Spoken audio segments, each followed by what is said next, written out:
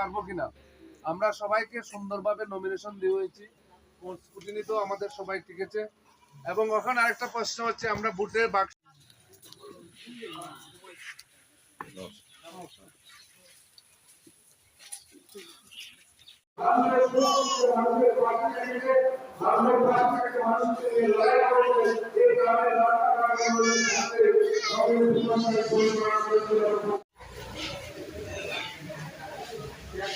দেখুন, এই কটি ব্লকে বিশেষ করে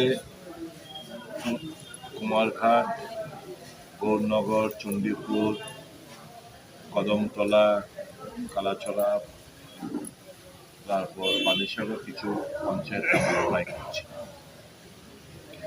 আর বিক্ষিপ্তভাবে সারা রাজ্যেই আমাদের প্রার্থীরা রয়েছে, কিন্তু সার্বিকভাবে যে লড়াইটা আমরা আমাদের দেওয়ার কথা সেটা আমরা পারিনি। কারণ আপনারা জানেন, শেষের দিন প্রায় ৩,৩84টি মনোনয়নপত্র যেগুলো বাতিল করার কথা সেগুলো বিজেপির গুন্ডা বাহিনী কোথাও ফর্ম ছিঁড়ে ফেলেছে, কোথাও ব্লকগুলো ঘেরাও করেছে, ইট পাটকেল ছুড়েছে, প্রচুর ক্যান্ডিডেট প্রস্তাবক আহত হয়েছে। পেশির জোর পুলিশ এবং প্রশাসনকে কাজে লাগিয়ে তারা নির্বাচনটাকে প্রহসন হিসেবে পরিণত করার চেষ্টা করেছে এবং সার্থকতা লাভ করেছে। যেগুলোর মধ্যে আমরা পঞ্চায়েত লড়াই করছি, একটা জিনিস তো পরিষ্কার হয়ে গেছে, কেন এরা এই যে মনোনয়নপত্র দিতে এত হামলা হুজ্জুতি করেছে, তার মূলত কারণ মানুষ এদের সমর্থন হচ্ছে না। এই যে আমরা কিছু কিছু জায়গায় আমরা লড়াইটা করছি, দেখতে পাচ্ছি মানুষ একটা পরিবর্তন চাইছে। মানুষের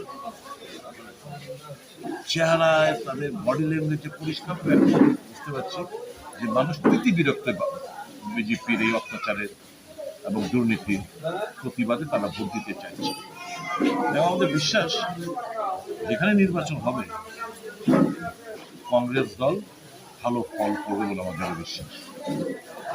জয় নিয়ে কতটুকু আশাবাদী? আপনি তো বিভিন্ন এলাকাতে দলীয় কাজে চষে বেড়াচ্ছেন। বললাম তো, মানুষ চাইছে একটা পরিবর্তন ঘটা।